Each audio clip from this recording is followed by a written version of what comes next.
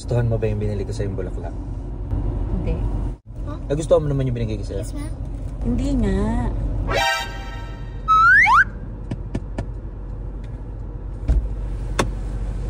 Oh, ha?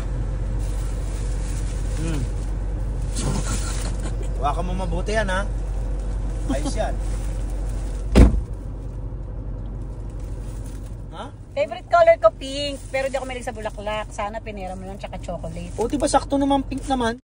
Let's go!